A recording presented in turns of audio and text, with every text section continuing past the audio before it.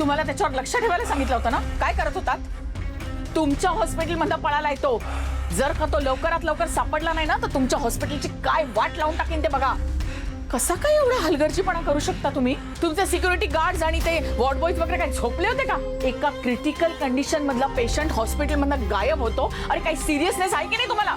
Sorry madam, चुकलं आमचं. अरे काय सॉरी? चुकलं काय? तुमच्या सॉरी म्हणण्याने काय शिरीष घाणेकर परत येणार आहे का? त्याला शोधावंच लागेल आणि ते पण लवकर. कमाल करता तुम्ही.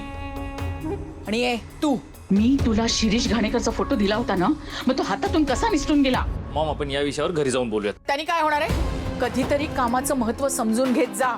बघावं तेव्हा आपल्या कुठल्या तरी फालतू गोष्टींमध्ये वेळ घालवत बसलेला असतोस. मॉम, तू या सगळ्यांसमोर माझ्यावर कशाला चिडतीयस? आणि तुझ्या चुकांचं खापर माझ्यावर फोडू नकोस. ती श्रावणी तुझ्या मागावर आली.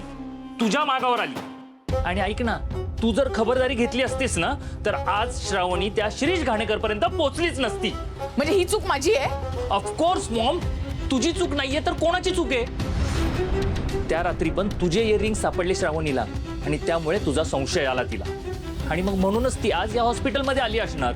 तिला वाटलं असणार की तू जर इकडे आलीयस तर नक्कीच काहीतरी गडबड आहे. मॅडी, तू या सगळ्यांसमोर मला दोष देतोयस?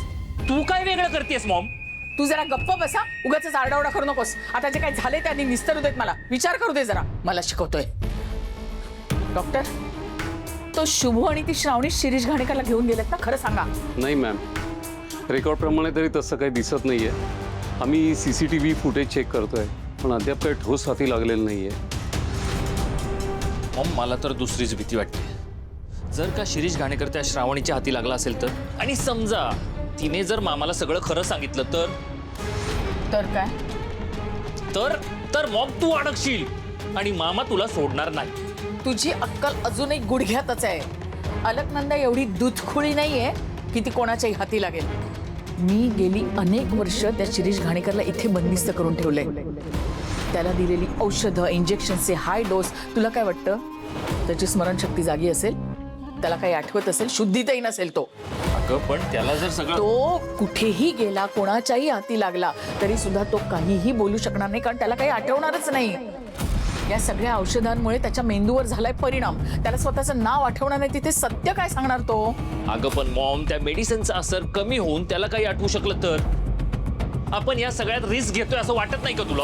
तू तोंड उघडतोस ना ते अशुभ बोलण्यासाठीच. कधीतरी चांगलं बोलत जा मॅडी.